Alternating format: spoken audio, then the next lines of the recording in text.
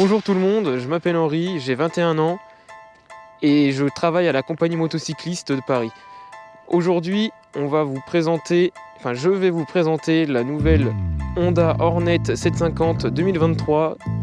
Donc nouveau modèle, nouveau châssis, nouveau moteur. Plus rien à voir avec l'ancienne Hornet. Donc désolé pour les amoureux du 4 cylindres, mais là on est passé sur un bicylindre de 750 cm3. Donc très coupleux, plus autant joueur. On va le découvrir après dans l'essai routier. Nouvelle amélioration aussi, du coup maintenant elle est équipée d'une fourche Showa inversée. Donc pour une meilleure tenue de route les freins du Nissin, radio pour des freins plus performants. Donc voilà, équipé de l'ABS aussi. Les feux, LED avant, LED arrière. Donc pour une meilleure vision dans la nuit et ça donne aussi du look. Moi je trouve que ça donne du look. Les feux LED, ça change tout sur une moto. Salut à tous, moi c'est Julie. Aujourd'hui je vous présente à ma façon bien sûr la Honda CB1000R de 2023. Je me présente vite fait quand même, ça fait 7 ans que j'ai mon permis. Dans le civil j'ai toujours roulé des roadsters. En ce moment j'ai une F800R. Dans le boulot, je suis jeune motocycliste des compagnies moto. Je roule sur une 1300 FJR. Rien à voir avec celle-là. Mais je me lance dans l'essai, dans cette petite pépite. Et franchement, j'ai hâte. Qu'est-ce que je peux dire sur elle ? 145 chevaux, 212 kg. Pour un petit gabarit comme moi, parce que je précise, je fais 1m60. Ah, c'est pas très grand, mais en vrai, celle-là, c'est nickel. Franchement, hauteur de selle, on est à 830 mm. Pour les petits gabarits, ça va. Je suis pas pied à plat au sol, mais j'ai envie de dire, quand on roule, on ne pose pas le pied au sol, à part à l'arrêt. Ça peut aider, mais franchement, en se décalant un petit peu sur la selle, c'est nickel. Moi, ce qui m'attire vraiment sur une moto, c'est le côté esthétique. C'est la maniabilité, la prise en main assez facile. La prise en main, on verra ça plus tard sur l'essai route. Mais sinon, là, à première vue, ce que je peux dire, les optiques à l'avant, l'optique à l'avant et l'optique à l'arrière, full LED, ça c'est top. La visibilité la nuit, c'est vraiment génial avec les LED. L'écran TFT, mais super, moi je dis, c'est génial. Qu'est-ce qu'on peut dire par rapport à ça ? Petite particularité, on peut se connecter avec son téléphone via l'application Honda Smartphone. Ça, c'est la petite pépite, c'est génial. La couleur, cette couleur, franchement, elle est pas mal. J'en ai vu d'autres couleurs, mais celle-là, c'est vraiment top.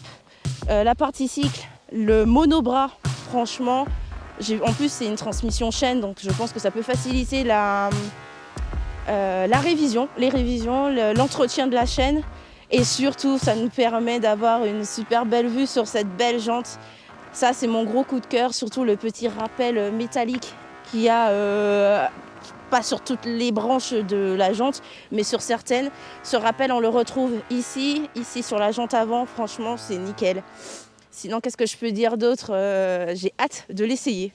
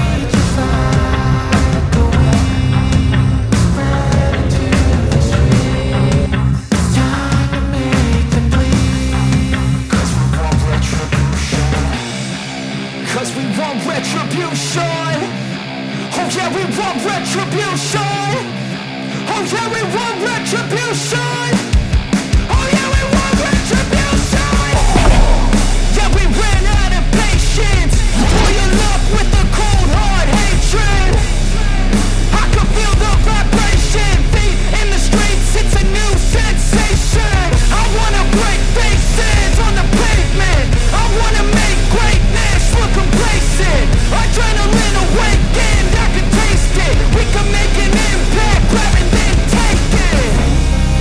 Like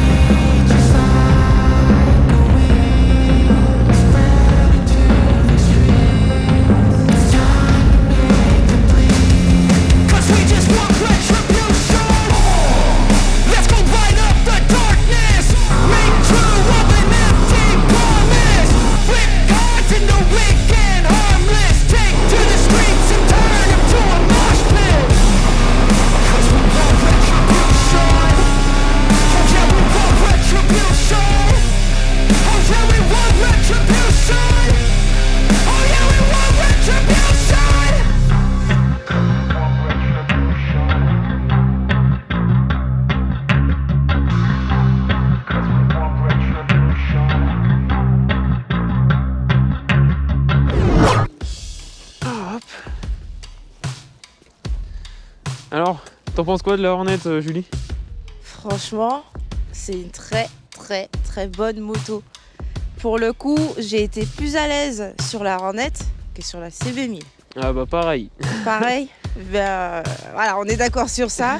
La position, le confort de l'assise, hein, je sais pas si ça joue aussi, mais ouais, j'étais vachement plus à l'aise sur celle-là. Ah, pour le coup, même moi qui suis grand, je suis beaucoup plus à l'aise sur le Hornet que sur le CB1000. Hein. C'est comme la hauteur du coup, petit gabarit, 1m60, je suis... ça me rassure un peu plus d'avoir les pieds à plat au sol sur celle-là que sur celle-là.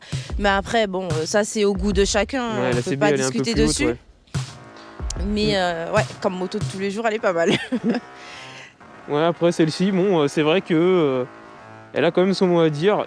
Je trouve le moteur un peu creux en bas régime. Mais bon, ça freine bien, il y a une suspension, elle est un peu plus dure. Juste moi, bon, après c'est peut-être que moi, mais je suis grand, mais mes jambes sont mal calées sur le réservoir. J'ai atterri ici, moi. Ouais. Bon, après, sinon... Non, sur celle-ci, c'est vrai que bon, après moi je suis plus petite, donc un peu plus à l'aise peut-être que toi. Mais c'est vrai que sur une balade de, allez, on va dire de 2 heures, je pense que l'inconfort commence à se faire ressentir. Mais ça reste une belle machine aussi. Franchement, l'allure générale, surtout le style à l'arrière, le monobras et tout, franchement, ouais, un puis bijou. Avec le shifter aussi, c'est un sacré plaisir aussi. C'est une fois qu'on y a goûté... L'accepter du coup, enfin l'essayer c'est l'accepter, c'est l'adopter. Franchement, ça a été un plaisir de la rouler. Et puis ça freine bien. Rien à dire. Franchement, châssis nickel. Mais du coup, entre les deux. Ah, bah celle-ci, je pencherais plus pour aller au travail ou... La moto de tous les jours de la semaine. Exactement. Quoi. Voilà. Exactement.